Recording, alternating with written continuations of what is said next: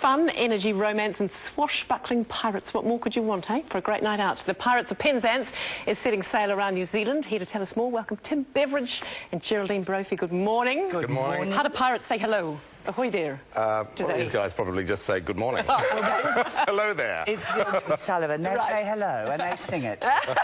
Feel free then. Tell us the story in a nutshell of the Pirates of Penzance. It all hinges around the misuse of the word pilot, where a wonderful young man, our lovely hero, is apprenticed by his erring nanny to a group of pirates when his father instructed her to send him off to a group of pilots. And so we end up with these pirates who bring up this young man, and there's all sorts of lovely mix-ups, and he falls in love with a young woman, and of course everything's undesirable, nobody wants them to get together. He stays with the pirates, but he's really a very good man, and then there's police in there to sort out the pirates. Namely you. Namely me, chief of police. Yes, it's a gender bender, which is not common in Gilbert and Sullivan, but the wonderful comic Joe Brandt has just made a huge success of it on the West End. And I won't be being a man, I'll be being myself, but authoritative. I would have said more like a Helen Mirren inflated. Nice.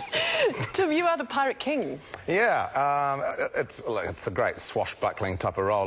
What Gilbert and Sullivan have done is taken the Errol Flynn type of swashbuckling character, and actually Geraldine puts it quite nicely, have squeezed it. Yeah. And so he's not quite what you might expect, because to be a swashbuckling pirate, you don't have to be that smart. You still have to be able to pull off the charm offensive and the... That's right. You don't look for a hero with great intellectual knowledge.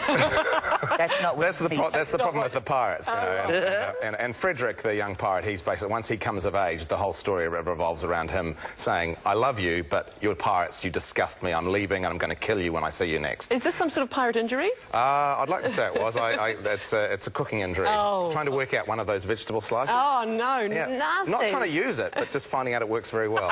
Step one. Yeah. So it was first staged in 1879. Yes, it was. It's the only Gilbert and Sullivan that opened in America first, although it did have a little stage in Cornwall the day before. And it's quite interesting because, of course, it's extremely joyous, it's full of absurdity and great jokes, wonderful music, but they were satirists, and what they were railing against was the fact that you had a situation where the Americans never paid the rights. So they came and saw the shows in England, then they transported them to America, toured it, made all the money, and never paid Gilbert and Sullivan. You can't assert copyright till you've performed it in that country. Hence the name So pirates. they were victim of being pirates. They were piracy, like we have downloading of our films, etc.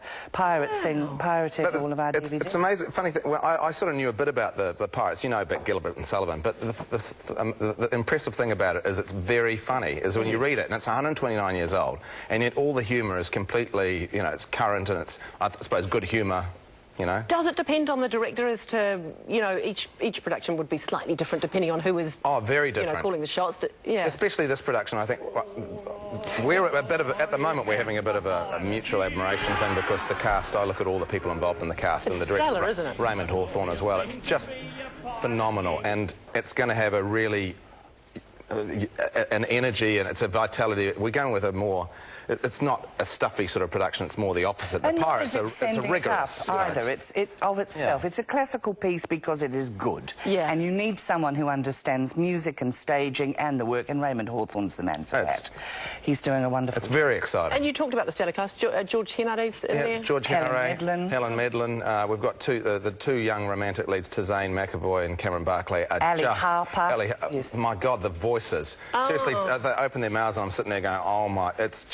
It's one of the most exciting things to be involved at day one, to see a cast come together and They're think, all wow. set for me. Yay, fantastic. So, and it's nice for you to be back on the stage because you've had your producer's hat on. I know. Actually, yeah, I know. I saw that said introduction to actor Tim Beveridge. I think it's been a while since someone called me that. Nice. Lots of other names, but... but just not that.